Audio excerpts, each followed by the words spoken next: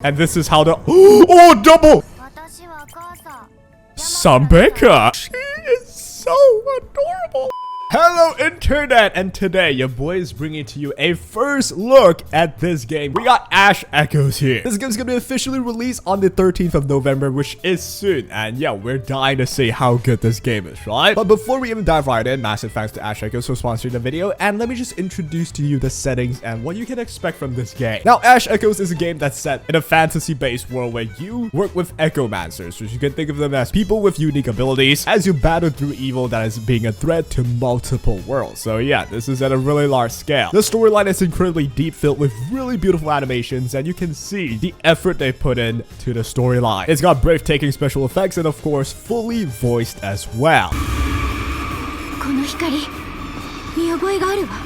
Now, in terms of the gameplay, straight up, this is how it looks like. You're asked to strategically place different types of characters that does different things with their own skills, passive skills, active skills, and ultimate ability named Seed ability. Every single one of these do different things, and you are supposed to use them at the right time. Some of the skills requires to aim at the enemy, some of the skills requires to aim at the ground for you to place something, and on top of that, there is the elemental reaction mechanic, where if you combine two different elements applied on the enemy, you're gonna trigger a reaction, like I'm doing right here with the electro conduct. And you can see the amount of depth the combat has. There's an infinite array of possibilities and so many things you can do, but all in all, it gives you the freedom to beat the game the way you want it to. There's gonna be 200 free summons free for you to obtain if you download this game the moment it's released. So yeah, be sure to do that with my link in the description as well. And now that the yap is out the way, I've done introduced you to the game, right? It's time for us to take a deeper dive into Ash Echoes and just to see what the game's all about. Now, as a gacha enthusiast, I like a game when they have great looking characters, right? So let's rate these characters in Ash Echoes that I can see. All of these characters, they are free. You just gotta play through the game, yes? And the first one on the list would be my favorite free character so far. We got Suxiao. Look at her. This person is adorable. And yeah, she plays a really important role in the story as well. That's how you get, infatuated with the character. Really well designed. Has some sweet moments with the MC. And that's one of the characters. You have so many others as well. You got the prim and proper character with a gun. You got the less prim and less proper person, Huoran, with a gosh darn whatever weapon that is. But yep, this is a DPS. She's a badass as well, and they're just filled with personality. It totally checks out my book here. So those are the general overview on the characters, but in the end, this is a gacha game, let's not forget. So let's take a look at what other characters you may obtain if you say get lucky in the gacha system, right? This is really important because that's the thrill of it. I want to test my luck and I want to get rewarded for it. So this is one of the first batters in the game. We have a targeted batter of an Echomancer. We got Gleaming Light batter here, which we're gonna get this character. I'm not even sure what the name is. Gonna click on this. Chen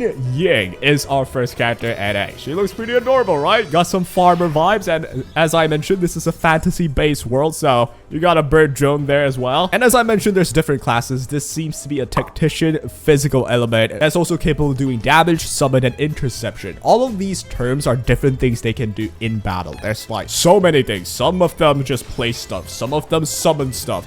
This is adorable. And yeah, these are all the characters that you can get from the banners currently. And dude, I gotta say, I thought the free ones looked good already. Look at this. There's some sophistication, right? This character is well designed enough to be called a reward, Ivana. So without further ado, your boy's gonna do some summoning right now. Ash Echo summoning. How are they going to work, right? Firstly, we got this targeted banner, and if you look at the left side, there's memory trace as well. This works as kind of just weapons for a character, right? It's pretty normal. But you know what? Enough yapping. We got a 10 pull. I'm gonna spend these 8 tickets and get myself an Ivana. This is the animation for Ash Echoes' summoning system. Swipe the arrows to perform a spirit dive. We are supposed to swipe this. There we go. And I got a gold smart. I think that's good. And this is how the oh, double. Oh my god, I got a double. Wait.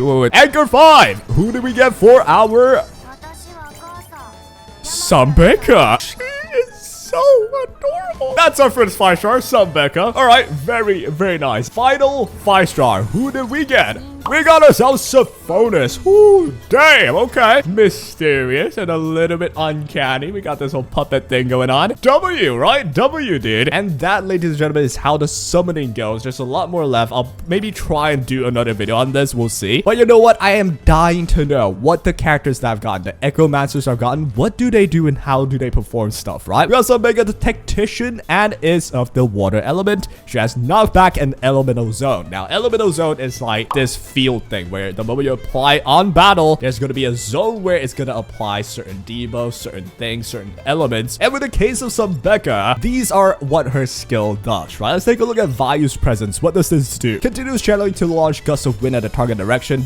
Dispels toxic mist, dealing wind damage and knocking them back. So yes, she can knock people back. Here we have Indra's breath, praise for rain, dealing water damage every 2 seconds in a radius from a random location, generating a water zone gradually, right? So this is where she's gonna generate like a rainy field. And if I combine that with a lightning element, I'm gonna get the electro contact effect. That's gonna aid me in battle. And you've ever seen ability, which is a water zone ability as well, right? It does lightning damage too, so she herself can utilize the elemental reaction right away. And that is Tactician, which is basically a controller, right? You're controlling the buffs, controlling the field. And who else did we get though? Sophonis. This was the other 5-star, which you are a DPS character and you are summoning something. In terms of combat skills, I'm sure you're gonna summon, you know, Withering Knives, commands the puppet to go to the target location and attack, right? You know what we're gonna do? We're gonna go ahead and showcase some gameplay now. I'm gonna go ahead and start this Highland story, and I'm not gonna spoil anything, okay? And this is how the battle looks like, at least for the story mode. You're supposed to set up your team. You can click quick setup to just instantly use the best one, right? I'm gonna go for a skill, whatever. And there we go. The team is done right there. We have our rarest characters, these two that I'm dying to try out. There's a lot more things that's going on, like engravings, that I will like touch on later, but let me just start and show you how the gameplay works. And away we go. This will be what the fight looks like. Firstly, you got team engravings, which on your leader, if you get engravings, you get extra stats. That's all you gotta know. Yeah, here we have the whole team on field. I'm gonna actually swap Sophonis up for some DPS abilities instead of the person previously. And we have the Tactician here as well, although they're only wet, but hey, she has a seed ability with lightning, and we're gonna just use you as our another DPS. Why not? I'm gonna put you at the front and start the fight. This is how it works, right? I'm gonna stop the auto right here. You're gonna notice all these icons, character icons down below. I can click on them and it firstly slows everyone down, and I have all of my skills right here. I can use reposition to get to somewhere else like so, and then use my E to aim better at the enemy, right? So what I'm gonna wait for the enemy to appear first. So now that they are appearing, I'm gonna use my Q, use my Sam Becca, here we go, and then I'm gonna use my knockback here to just target on these 3 enemies. Let me go and use that and check the animation out, right? Have never used her before, and this is how it looks like. I've done some damage. I've knocked them back as well constantly. Did the extra damage to just destroy them, right? And now we have more enemies. I think they're just almost dead already. But you know what? Another character to take a look at. We got Sophonis. I want to use some AoE attacks because I know for a fact that there are quite a bit of enemies coming in. So what I'm gonna do is I'll wait for, you know, her summon to take care of the mobs first, not that they're spawning. I'm gonna use my AoE attack. Now, just so happens I'm a long range attacker, enough to hurt them from this far away. I'm gonna go use my skill. Here's the animation. All the characters have one, and my summon appears right there and does this whole death zone that has damage, right? I'm gonna go and use yours right here to do some electro conduct effect, where you can see that the wetness, or like the water, is basically taking the electric and then like passing them along, doing damage, right? That's how it works. And what, we got a seed ability from Sophonis. I'm gonna go and use that. It is a single target thing, so you can tell by the purple line here. I'm gonna go and use it. This is where we get some cool animations, right? Breaking the cocoon, and we have just done transforming. And now, damage-wise, how are we doing? I'm gonna go with Sophonis's E again. Do some damage for me. They are kind of already dead though. And now we have another seed ability, which is my ulti from some Becca. So I'm gonna go use it like this. It's an AoE, right? You can tell by the range, the whole red range thing. It should happen to the whole map, because it should rain right here, and it should does lightning strikes as well. So I want to look at the lightning strikes. Yep, it did happen right there. Lightning strikes again.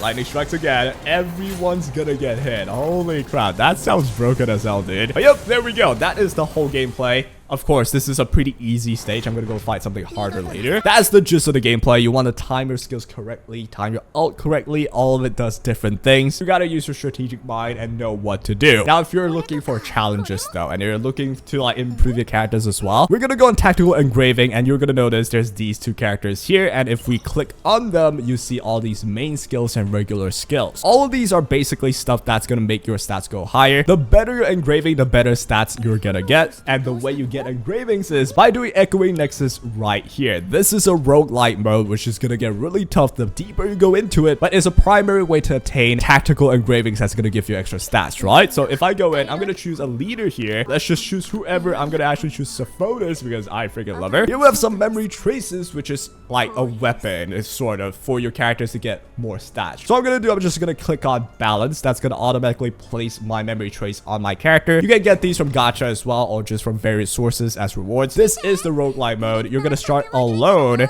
and there are storyline as well. I'm gonna try and cut them, right? So if we go forward, this is where we are alone against the enemies. This is when it's pretty tough, but eventually we'll be able to have our whole team. I'm gonna go with my skill here. I know I'm a DPS, and look at the damage, easily destroying them. And now that we're done with you, I'm gonna go with my speed up as well. Here we go. We got our victory. We gotta keep going into Death 2. My stats got an increase right there. This is the roguelite element, and here we go as well. We got the reward for beating that. I'm gonna go for an attack increase. Why not? And I've unlocked this Trace Awakening here. That's gonna help me fight harder enemies, right? Moving on with the roguelite. We got an encounter. We got a battle again. I'm gonna go ahead and use my skill, target all of them, and it should be a one-shot because I'm the goat, baby. Says the guy that's bullying level 1 enemies, but I'm gonna go and skip till the end so you know what to expect from this mode. Here we go, reward again, right? So by obtaining my reward, I'm gonna get different buffs. Here's an enhancement. I'm gonna go ahead and get illumination gain. If our stat increase, I'm gonna go ahead and increase by MST,